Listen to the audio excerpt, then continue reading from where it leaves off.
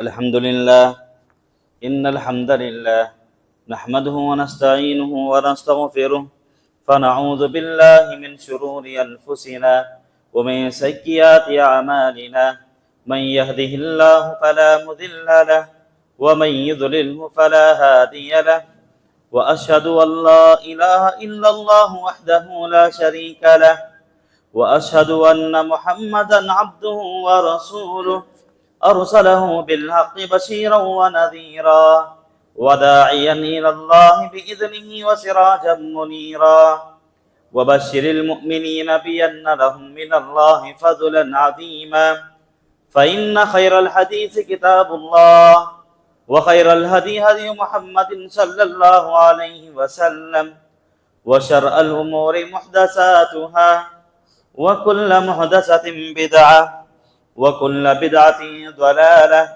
وكل ضلالة في النار أما بعد فأعوذ بالله من الشيطان الرجيم بسم الله الرحمن الرحيم إنما الصدقات للفقراء والمساكين والعاملين عليها والمؤلفة قلوبهم وفي الرقاب والغارمين وفي سبيل الله وابن السبيل فریضۃ من اللہ واللہ علیم حکیم۔ تمام قسم کی تعریف و توصیف، کبریائی و بڑائی، حمد و ثنا اس وحدہ لا شریک لہ کے لیے لائق اور زیبا ہے کہ جس نے مجھے اور آپ کو اشرف المخلوقات میں سے عطا فرمایا۔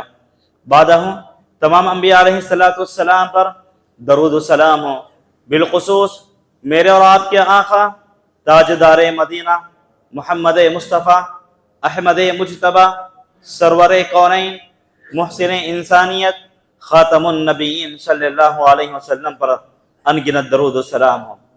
حاضرین جمعہ اور معزز خواتین اسلام، میں نے خطبہ حاجہ کے اندر سورہ توبہ آیت نمبر 60 تلاوت فرمائی۔ آئیے آج اسی آیت کو سامنے رکھتے ہوئے میں آپ کے سامنے جو موضوع لے کر حاضر ہوا ہوں وہ موضوع ہے زکوٰۃ کے چند احکام و مسائل۔ محترم حضرات، جیسے ہی ماہ رمضان کا مہینہ آتا ہے مسلمانوں کے اندر خوشی کی لہر دوڑ پڑتی ہے۔ مسلمان ہر طرح سے نیکیاں ہی نیکیاں کمانا چاہتا ہے۔ ہر مسلمان کی یہ آرزو، یہ خواہش، یہ تمنا ہوتی ہے کہ اس کے اعمال میں اضافہ ہو جائے، وہ اپنے آپ کو گناہوں سے دور رکھے، گناہوں سے پاک کرے۔ اس انسان کی خواہش یہی ہوتی ہے میرے تمام گناہ بخش دیے جائیں، میرے تمام گناہ معاف کر دیے جائیں اور میرا اللہ مجھ سے راضی ہو جائے، اور کل قیامت کے دن اللہ تبارک و تعالی میرا داخلہ جنت کے اندر فرمائے۔ اسی لیے مسلمان ہر طرح کی نیکی میں آگے بڑھتا ہے۔ انہی نیکیوں میں سے ایک نیکی مسلمان زکوٰۃ کے ذریعے کمانا چاہتا ہے، اپنے مال کی زکوٰۃ نکالتا ہے، مال کی زکوٰۃ کے ساتھ ساتھ اپنے مال کا صدقہ بھی کرتا ہے، اپنے مال کی خیرات بھی کرتا ہے۔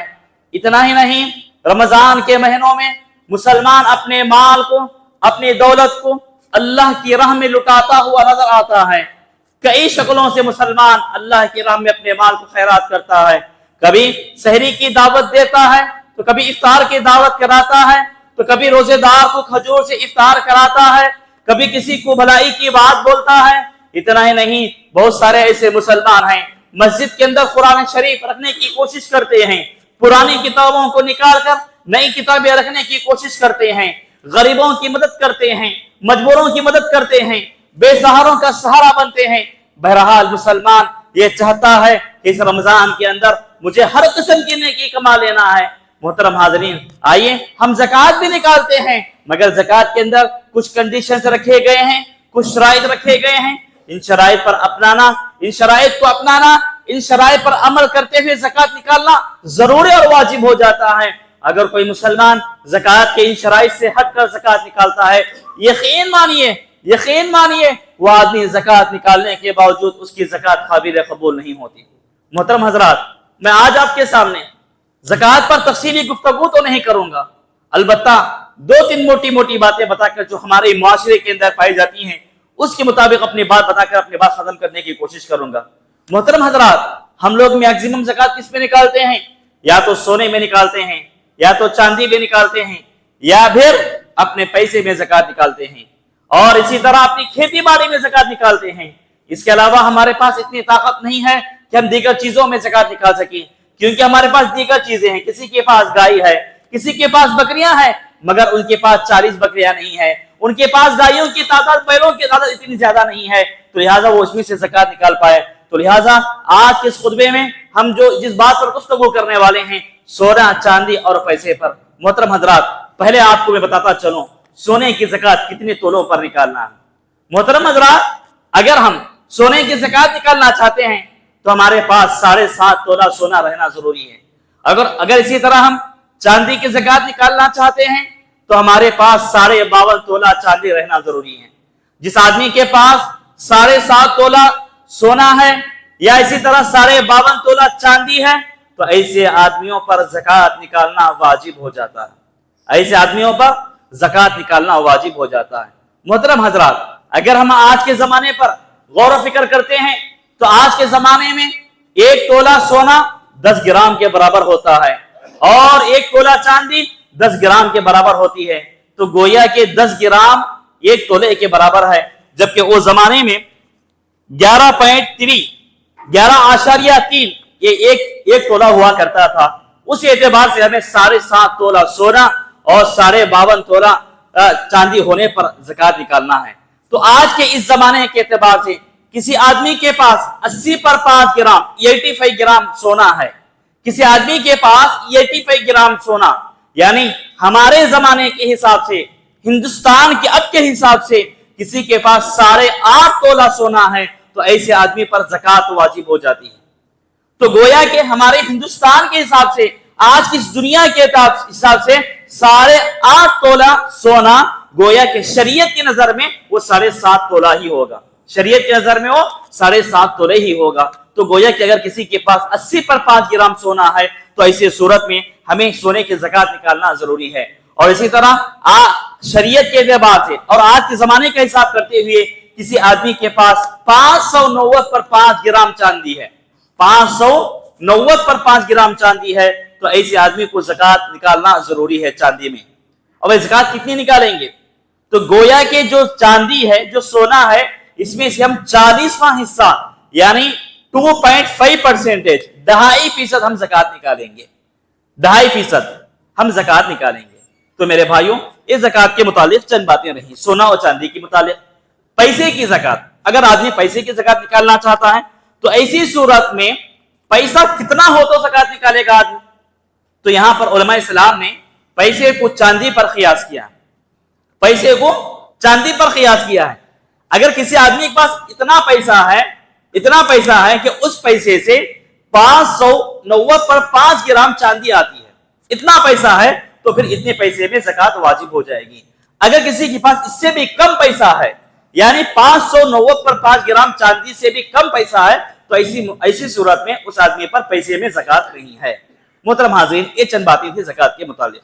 اب آئیے ہم زکات کا مسئلہ تو جان لیے، اب یہ کوشش کرتے ہیں کہ زکات کس کو دیں۔ یہاں پر بھی اہم مسئلہ ہے، ہم زکات کس کو دیں۔ اب زکات دینے کی فائدہ کیا ہے، زکات دینے کی فضیلت کیا ہے، انشاءاللہ اس پر ہم تفصیلی گفتگو کریں گے۔ قرآن مجید میں ایک سورہ ہے، سورہ توبہ، اس میں ایک آیت ہے، آیت نمبر 7، انما الصدقات للفقراء والمساکین والعاملین۔ اس آیت کے اندر اللہ تعالیٰ نے 8 لوگوں کا تذکرہ کیا ہے، ان 8 لوگوں کو زکات دینا ہے۔ اس کا مطلب یہ نہیں کہ ہم اپنی زکات پوری 8 لوگوں میں بانٹتے ہیں، پھر نہیں، چاہے تو ہم زکات ان 8 قسموں میں سے کسی ایک آدمی کو مکمل زکات کا مال دے سکتے ہیں، چاہے تو ہم اپنی زکات ان 8 لوگوں میں تقسیم کر سکتے ہیں۔ آئیے تفصیلات جانتے ہیں۔ نمبر 1 فقیر، نمبر 1 فقیر، نمبر 2 مسکین۔ بعض علماء نے نمبر 1 نمبر 2 دونوں کو ایک میں شامل کیا ہے، فقراء اور مساکین۔ فقراء اور مساکین کو زکات دینا ضروری ہے۔ فقیر کسے کہتے ہیں؟ جس کے پاس اخراجات کے لیے کچھ نہ کچھ مال ہے، جس کے پاس اخراجات کے واسطے کچھ نہ کچھ مال ہے، ایسے آدمی کو فقیر بولتے ہیں۔ مسکین کسے بولتے ہیں؟ ایسا آدمی جس کے پاس کچھ بھی نہیں ہے۔ مسکین وہ آدمی جس کے پاس کچھ بھی نہیں ہے، تو اس آدمی کو ہم مسکین کہتے ہیں۔ فقیر وہ آدمی جس کے پاس کچھ نہ کچھ ہے، یعنی اس کے بیوی بچوں کو پالنے کی تھوڑی بہت طاقت ہے، سال کے 12 مہینوں میں آدھا سال کا خرچہ اپنی گھر کی ذمہ داری اٹھا سکتا ہے، مگر آدھا سال تنگی میں گزار سکتا ہے۔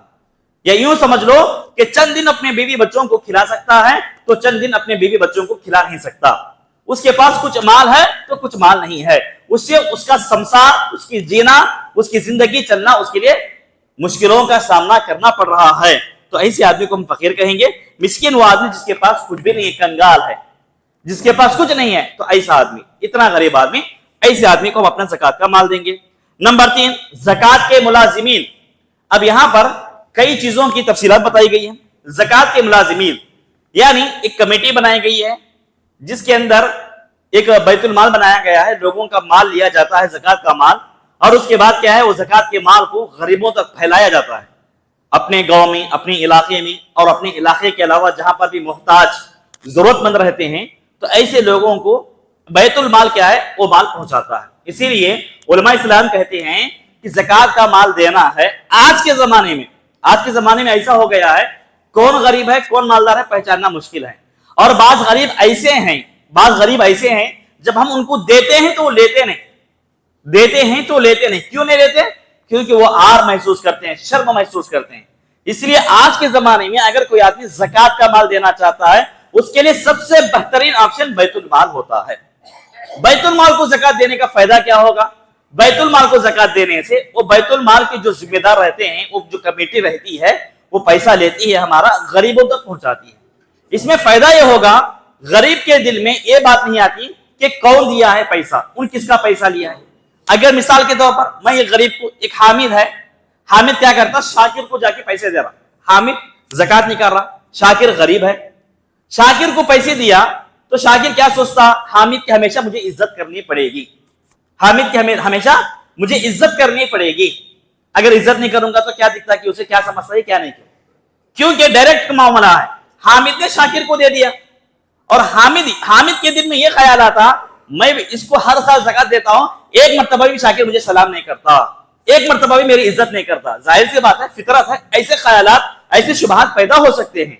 इसलिए कहा गया अगर हम बैतुल माल को देंगे तो बैतुल माल का कनेक्शन गरीब से जुड़ जाएगा।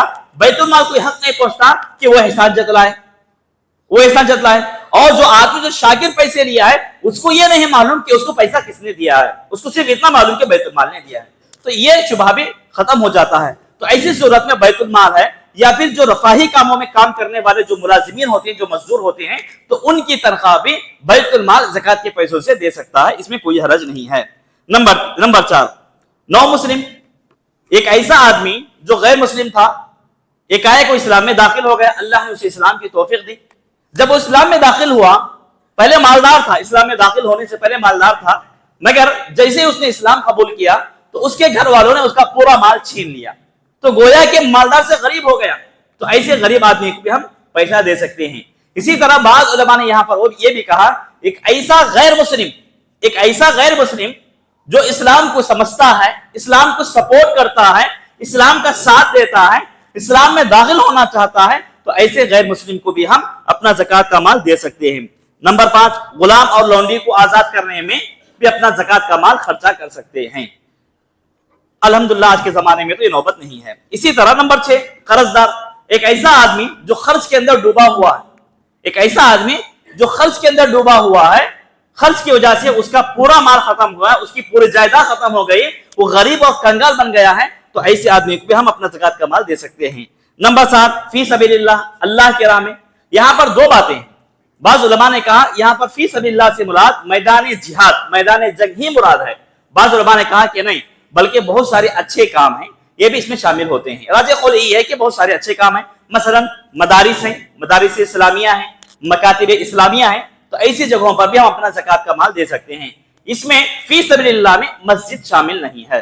ज़कात का माल मस्जिद को हरगिज नहीं दिया जाएगा, अलबत्ता मदरसा है या किसी गरीब की मदद है या फिर ओल्ड एज होम है, ऐसी जगहों पर हम इंशाअल्लाह ज़कात का माल दे सकते हैं। नंबर 8, मुसाफिर। एक ऐसा मुसाफिर जो सफर करते हुए हमारे यहां पहुंचा, मगर इत्तेफाक ये हुआ कि उसका सारा साजो सामान चोरी कर लिया गया और उस आदमी को अपने वतन पहुंचने के लिए टिकट के वास्ते भी पैसे नहीं हैं, तो ऐसे आदमी को भी हम अपना ज़कात का माल दे सकते हैं। तो मोहतरम हज़रात, ये 8 चीजें हुई। इन 8 में से किसी एक को भी हम ज़कात दे सकते हैं या फिर इन 8 में हम तकसीम कर सकते हैं। मगर यहां पर एक और चीज शर्त रखी गई कि जब हम ज़कात का माल देना चाहते हैं تو سب سے پہلے ان 8 لوگوں میں سے کوئی اپنے رشتہ دار میں موجود ہے کیا وہ دیکھنا. اگر اپنے رشتہ دار میں کوئی غریب آدمی نظر آ رہا ہے تو سب سے پہلا حق یہ بنتا ہے کہ ہم اپنے رشتہ داروں کو وہ زکات کا مال دیں گے. وہ اپنے رشتہ داروں کو, اپنے غریب رشتہ دار کو اپنا زکات کا مال دیں گے. اگر اپنے رشتہ داروں میں دور دور تک بھی کوئی ہمیں نظر نہیں آ رہا ہے, یہ آدمی زکات کا مستحق نہیں ہے, تو پھر ہم دوسروں کو دیں گے. محترم حاضرین, یہ چند زکات کے مسائل رہے. اب یہاں پر ایک اور چیز ہے زکات کے سلسلے میں, یہ بھی جان لینا ضروری ہے. بہت سارے لوگ زکات میں چیزوں کو تقسیم کرتے ہیں, غلط ہے. زکات میں پیسہ ہی دینا ضروری ہے. کوئی آدمی زکات نہیں کر رہا, زکات میں پیسہ ہی دینا کمپلسری ہے. بہت سارے اپنا کیا کرتے ہیں, زکات کے پیسوں سے ساڑیاں خرید کو بانٹتی, چاول کے تھیلے دیتی, اناج دیتی. یہ تمام چیزیں غلط ہیں, زکات نہیں ہوگی. زکات میں پیسہ ہی دینا کمپلسری ہے, یہ بات یاد رکھیے گا. اگر کوئی آدمی اناج کپڑے وغیرہ خرید کر دے رہا ہے تو ایسے آدمی کی زکات ہرگز قابل قبول نہیں ہوگی, اور ایسے زکات کو اللہ تعالیٰ قبول بھی نہیں کرے گا. پہلی چیز. ہاں, اس میں دوسرے آپشن بھی ہے, دوسری صورت بھی بتائی اسلام نے, وہ یہ ہے کہ ہم جس غریب کو زکات دے رہے ہیں, اس کے پاس کھانے کے لیے اناج تک نہیں ہے. اگر ہم پیسہ دیں گے, وہ غریب کیا کرتا, پیسہ دے کو دارو پہ کو ہارڈ ہو جاتا. تو ایسی صورت میں مصلحت کے تحت اس کو پیسہ دینے کے بجائے اس کو جس چیز کی ضرورت ہے وہ خرید کر دیں گے. مجبوری کی حالت میں ہم جس غریب کو دے رہے ہیں وہ غریب بے ڈھنگا ہے, وہ پیسہ رکھ کر اس کا صحیح استعمال نہیں کرے گا بلکہ اس کو بے فضول خرچ کرے گا. ایسی صورت میں ہم اس کو اناج یا پھر اس کو جس چیز کی ضرورت ہے اس ٹائم پر وہ چیز خرید کر دلا سکتے ہیں. زکات کے پیسے سے اتنا ہی ہے. اس کے علاوہ کپڑے خرید کر دینا, اناج خرید کر دینا, چاول دینا, لوگوں میں ڈھنڈورا پیٹ کر دینا, لوگوں کو یہ بولنا کہ میں نے زکات دیا ہے, یہ تمام چیزیں غلط ہیں. محترم حاضرین, ایک اور چیز ہے زکات کے سلسلے میں, اگر ہم زکات کو کسی کو دیں ہمارے دل میں ریاکاری شامل نہ ہو, دکھاوا ہرگز شامل نہ ہو. اگر ہمارے دل میں اللہ نہ کرے ریاکاری, دکھاوا شامل ہو رہا ہے تو پھر وہ زکات قابل قبول نہیں ہوگی. دکھاوا ہرگز شامل نہیں ہونا. اور زکات دیتے وقت ہمارے دل میں انانیت نہیں آنا, اپنانیت نہیں آنا. انانیت مطلب کیا, میں زکات دینے والا, میں کڑمور میں اتنے آدمیوں کو زکات دیا, یہ نہیں آنا. اور ایک چیز کیا ہے, میں زکات دے رہا ہوں, جو آدمی میرے پاس سے زکات لے رہا ہوں ہمیشہ میرے کو سلام کرنا, میرے پیچھے پھرتے رہنا. اگر یہ نیت بھی مقصود ہے, اگر ہماری یہ نیت مقصود ہے, اگر میری یہ نیت مقصود ہے, میری زکات دینے کی وجہ سے سامنے والا ہمیشہ میری عزت کرنا, اگر یہ مقصود ہے, میرے دل میں یہ نیت ہے, تو پھر وہ زکات بھی قابل قبول نہیں ہوگی. یہ زکات دینے کا غلط طریقہ ہے. زکات دیے, اللہ کے رسول کیا بیان فرماتے ہیں, اگر تم خیرات کرو سیدھے ہاتھ سے دیے تو بائیں ہاتھ کو معلوم نہ ہو. ایسی خیرات کرنا ہے, سیدھے ہاتھ سے دیے دائیں ہاتھ کو بھی معلوم نہیں ہونا, ایسی خیرات ہمیں کرنی چاہیے. تو محترم حضرات, یہ چند باتیں رہیں زکات کے سلسلے میں. اب آئیے زکات دینے کا فائدہ کیا ہے.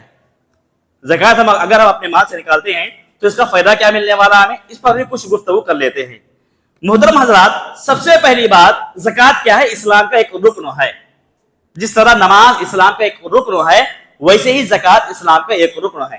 مالدار کے پاس جو پیسہ ہے, جو اس میں سے جو 2.5% جو زکات نکال رہا, جو سونا چاندی پیسہ تجارت جو بھی ہے, اس میں سے جو زکات نکال رہا آدمی, دراصل وہ گندا مال ہے, ناپاک مال ہے. جب آدمی زکات نکالتا ہے تو اس کے عوض میں اللہ تعالیٰ اس کے مال میں, اس کی دولت میں, اس کے پیسوں میں, اس کے کاروبار میں برکتوں سے نوازتا ہے. اس لیے کہا گیا زکات اسلام کا ایک رکن ہے. اگر کوئی آدمی جان بوجھ کر زکات نہیں نکالتا وہ سب سے بڑا گنہگار ہے. جب اللہ کے رسول کا انتقال ہوا تو وہاں پر ایک جماعت کھڑی ہو گئی. بہت سارے لوگوں نے کہا کہ اللہ کے رسول کا انتقال ہوا ہے, اب سے ہم اپنے مال سے زکات نہیں دیں گے. تو ایسے موقع پر حضرت ابوبکر صدیق رضی اللہ تعالیٰ عنہ نے کہا, جو بھی آدمی زکات کا انکار ہے میں اس سے جنگ کرنے کے لیے تیار ہوں. اللہ اکبر. تو آج کے زمانے میں بھی اگر اسلامی حکومت ہو, اگر کوئی مسلمان اپنے مال سے زکات نہیں نکال رہا ہے تو باقاعدہ اس سے جنگ کرنے کی اجازت اسلام دے رہا ہے. زکات نکالنا یہ ضروری ہے, یہ اسلام کا فریضہ ہے, یہ اسلام کا ایک اہم رکن ہے. محترم حضرات, زکات کی ادائیگی دراصل ایمان کی دلیل ہے. ایک آدمی اپنے مال سے زکات نکال رہا تو گویا کہ سمجھ لینا چاہیے کہ اس کے دل میں ایمان باقی ہے. ایک آدمی پیسہ ہے, دولت ہے, سننا ہے, چاندی ہے, سب کچھ ہے اس کے پاس, پھر بھی زکات نکالنے اس کا دل نہیں اوپرا, دل نہیں مان رہا اس کا، زکات نکالا تو اتنے پیسے کم ہوتے ہیں تو میرے، اس کے دل میں بات کھٹک رہی ہے، تو گویا کہ اس کے دل میں ایمان نہیں ہے، اس کا ایمان کمزور ہے، کمزور سے کمزور ترین ہے اس کا ایمان. تو ایسے آدمی کو چاہیے کہ اپنے ایمان میں اضافہ کرنا چاہتا ہے تو باقاعدہ طور پر زکات نکالیں. زکات کی ادائیگی یہ ایمان کی ایک دلیل ہے.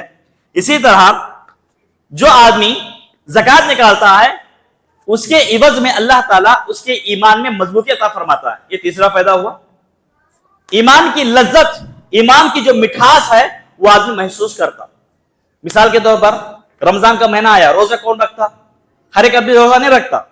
کتنے ایسے نوجوان ہیں ہٹے کھٹے ہیں، تندرست ہیں، روزہ نہیں رکھتے کیونکہ ان کو روزے کا مزہ نہیں معلوم، رمضان کا مزہ نہیں معلوم. رمضان آیا بول تو خالی 5 نماز پڑھ لیتے چلے جاتے ہیں. ہوتا اچھا وہی رفتار بے ڈھنگی جو پہلے تھی سو اب بھی ہے. شاعر کہتا ہے وہی رفتار بے ڈھنگی جو پہلے تھی سو اب بھی ہے. رمضان میں کیا بھی فرق نہیں ہوا اسے، کیونکہ رمضان کا مزہ نہیں معلوم، روزے کا مزہ نہیں معلوم، تراویح کا مزہ نہیں معلوم. ایسی زندگی گزارتا رہتا ہوں. جو آدمی روزہ رکھتا اس آدمی سے پوچھو کل تو روزہ رکھنے کو بولو ایک بار، کیا بولتا کہ سنیں گے؟ یا تو آپ کو تھپڑ کھینچ کے مارتا، جا رہے جا تو بولتا ہوں. بہرحال آپ کو برا بھلا ہی کہے گا آپ کو، کیونکہ آپ اسے روزہ نہ رکھنے کی دعوت دے رہے ہیں. اس کو روزے سے فائدہ حاصل ہو رہا، روزے کی لذت احساس ہو رہی اسے. روزہ رکھنے کا کیا مزہ ہے؟ تراویح پڑھنے والے کو پوچھو آپ، تراویح پڑھنے والے سے کہو آج تو تراویح کی نماز پڑھنے کو فلاں کام کر، نہیں مانتا ہوں. تراویح پڑھ کے نہیں رہے گا، کیا کہے گا؟ میں تراویح پڑھوں گا بعد میں تیرا کام کروں گا کہے گا. کتنے ایسے آدمی الحمدللہ خوشی ہوتی ہے ہمارے نوجوانوں کی بات سنتے ہیں جب ہمارے کتنے ایسے نوجوان ہیں جو روزے کی حالت میں بھی کام کرتے ہیں. الحمدللہ خوشی ہوتی ہے، ہونا بھی چاہیے. سال میں ایک مرتبہ آتا ہے رمضان، سال میں ایک مرتبہ آتا ہے. یہ رمضان کی جو فضیلت ہے، جو اہمیت ہے وہ سب سے الگ ہے. تو ویسے ہی زکات کی جو فضیلت ہے یہ سب سے الگ ہے. جو آدمی زکات نکالتا، اپنے مال کو اللہ کی راہ میں دیتا، وہی آدمی ایمان کی لذت محسوس کرتا، اسی آدمی کو دل کو سکون ملتا.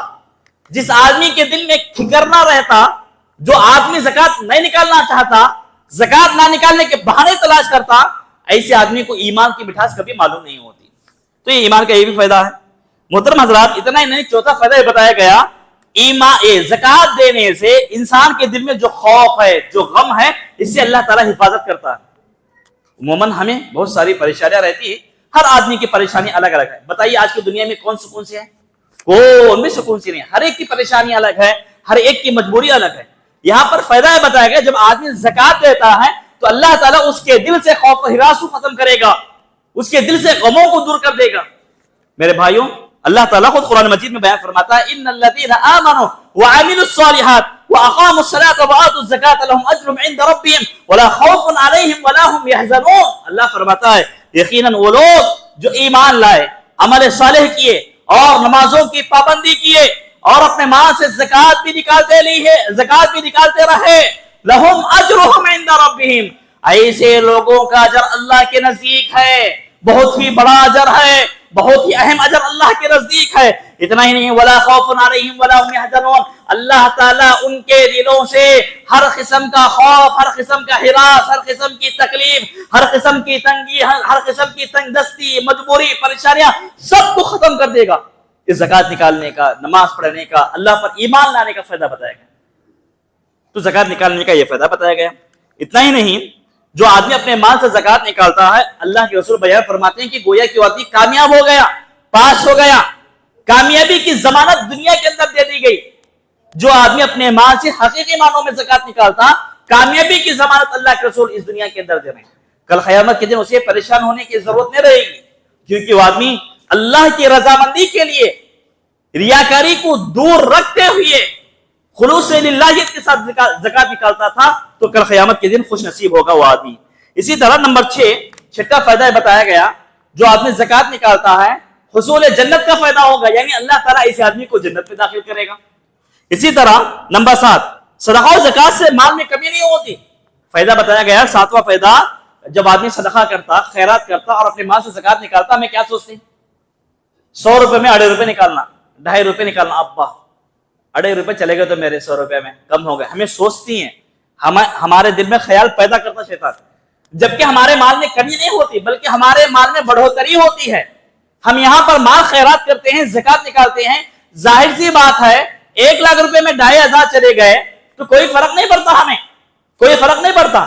دیکھنے کے اعتبار سے پیسوں کے کٹے میں نوٹاں تو کم ہوتی، مگر اللہ تعالیٰ اس کی برکت اتنی بڑی دیتا، اس کا بیپار اچھا چلتا، اس کا بزنس اچھا چلتا، اس کی کھیتی باڑی میں پیدا ہوتا، ان جو کام کر رہا اس کام میں اللہ تعالیٰ برکت دیتا۔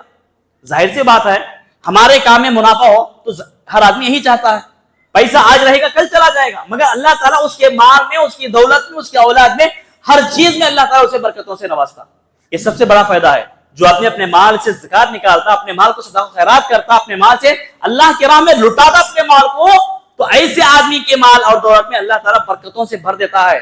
اللہ تعالیٰ برکتیں اس میں، اس کے خاندان میں، اس کے گھرانے میں، اس کے مال میں، اس کے دولت میں اللہ تعالیٰ اس کے لیے برکتیں ہی برکتیں، اللہ کی رحمتیں بھر دیتا ہے اس کے اندر۔ تو لہٰذا انسانوں کو چاہیے کہ زکات نکالنے سے نہ ڈریں اور صدقہ خیرات کرنے سے بھی نہ ڈریں۔ رمضان کا مہینہ ہے، جتنا خیرات کرنا چاہیں کر سکتے ہیں۔ اور خیرات کون کرنا؟ خالی بڑے آدمی کرنا کیا؟ نہیں، بچوں سے بھی خیرات کرانا میرے بھائیوں۔ بات آگئی تو بتاتا ہوں، بچوں سے بھی خیرات کرانا۔ اگر ہم بچوں سے خیرات کرائیں گے تو یقین مانیے کہ بچے بڑے ہو کر بھی خیرات کریں گے۔ اگر ہمارے بچے خیرات آج نہیں کریں گے تو بڑے ہو کر بھی خیرات نہیں کریں گے۔ ماں باپ کی ذمہ داری ہے، آپ 1000 روپے خیرات کیے، بچوں کو کم از کم 100 کے نوٹ تھمائیے۔ آپ کہو جاؤ بیٹا مسجد میں فلاں کام چل رہا، آپ 100 روپے لکھا کرو آپ کے نام سے۔ اللہ نے آپ کو طاقت دیا ہے، 500 کے نوٹ تھمائیے بچوں کے ہاتھ میں۔ آپ بچے جب صدقہ خیرات کریں گے تو آگے چل کر جب بڑے ہوں گے تو ان کے اندر یہ بات بیٹھ جائے گی، ہمارے ابا ہمارے امی ہمیں پیسے دے کر خیرات کراتے تھے، ہماری ذمہ داری ہے کہ خیرات کرنا۔ جب بچے خیرات نہیں کریں گے تو کب کریں گے جی میرے بھائیوں؟ بڑے ہو کر بھی خیرات نہیں کر پائیں گے، ان کے اندر خیرات کرنے کا جذبہ نہیں رہتا۔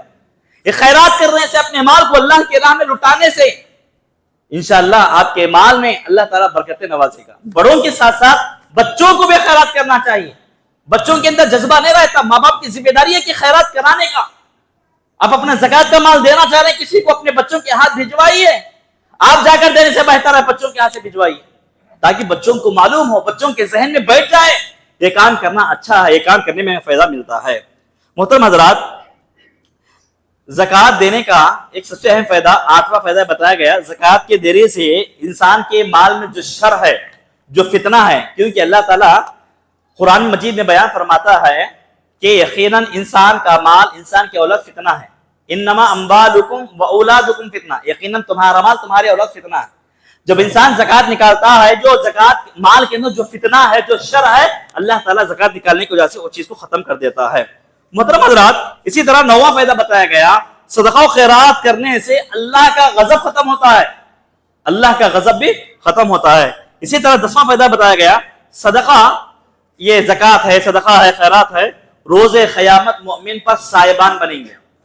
یعنی کل قیامت کے دن نفسا نفسی کا عالم ہوگا، کوئی سایہ نہیں ہوگا، کوئی چھاؤنی نہیں ہوگی سوائے اللہ کے عرش کے۔ تو اللہ کے رسول بیان فرماتے ہیں، ان ذل المؤمن یوم القیامت صدقته، اللہ کے رسول بیان فرماتے ہیں بلا شبہ روز قیامت مومن پر اس کا صدقہ سایہ ہوگا۔ جب انسان اپنے مال سے زکات نکالے گا، صدقہ کرے گا، اپنے مال کو اللہ کے راہ میں لٹائے گا، یہی مال چھاؤنی بن کر اس کا سایہ بنے گا، اس آدمی کو دھوپ سے حفاظت فرمائے گا۔ یہ کتنا بڑا فائدہ ہے۔ تو محترم حضرات، یہ چند فوائد ہیں زکات اور صدقات کے، تو لہٰذا ہم مسلمانوں کو چاہیے، ابھی رمضان کا آخری عشرہ شروع ہو چکا ہے، 19 روزے ہمارے مکمل ہو چکے ہیں، آج 20واں روزہ ہمارا چل رہا ہے الحمدللہ، آج پہلی تاخرات بھی ہے۔ تو لہٰذا اب رمضان ایک دم قریب میں ہم سے ختم ہونے والا ہے، جدا ہونے والا ہے، رمضان ہم سے رخصتی چاہتا ہے۔ تو لہٰذا ایسی صورت میں ہم جتنے نیکیاں کما سکتے ہیں نیکیاں کمانے کی کوشش کریں، نمازوں کے ذریعے، سنتوں کے ذریعے، نوافل کے ذریعے، تلاوت قرآن مجید کے ذریعے، صدقات کے ذریعے، خیرات کے ذریعے، زکات کے ذریعے جو ہم نیکی کما سکتے ہیں کمانے کی کوشش کریں۔ انہی باتوں پر اپنی بات کو ختم کرتے ہوئے پروردگار عالم سے دعا کرتا ہوں کہ اللہ تعالیٰ کہنے والے کو، سننے والوں کو عمل کی توفیق عطا فرمائے۔ اے اللہ، ہم تمام مسلمانوں کو جب تک تو اس دنیا میں زندہ رکھے دین اسلام پر زندہ رکھ، جب بھی ہمارا خاتمہ ہو تو دین اسلام پر ہو۔ اے اللہ، ہماری اس ماہ مبارک میں کی جانے والی تمام عبادات کو قبول فرما، ہمارے روزوں کو، ہمارے صدقہ و خیرات کو قبول فرما۔ اے اللہ، ہماری نمازوں کو، ہماری نماز تراویح کو قبول فرما۔ اے اللہ، ہماری ہر قسم کی ٹوٹی پھوٹی عبادتوں کو قبول فرما۔ اے اللہ اس ماہ مبارک میں ان 20 دنوں میں ہم سے جو بھی لغزشیں جو بھی خطائیں ہوئی ہیں اے اللہ روزے کی حالت میں ہم سے جو بھی غلطیاں ہو رہی ہیں اے اللہ تو انہیں درگزر فرما اے اللہ ہم تمام مسلمانوں پر رحم کا معاملہ نازل فرما آمین ربنا تقبل منا انك انت السميع العليم وتب علينا انك انت التواب الرحيم سبحان ربك رب العزة عما يصفون وسلام على المرسلين والحمد لله رب العالمين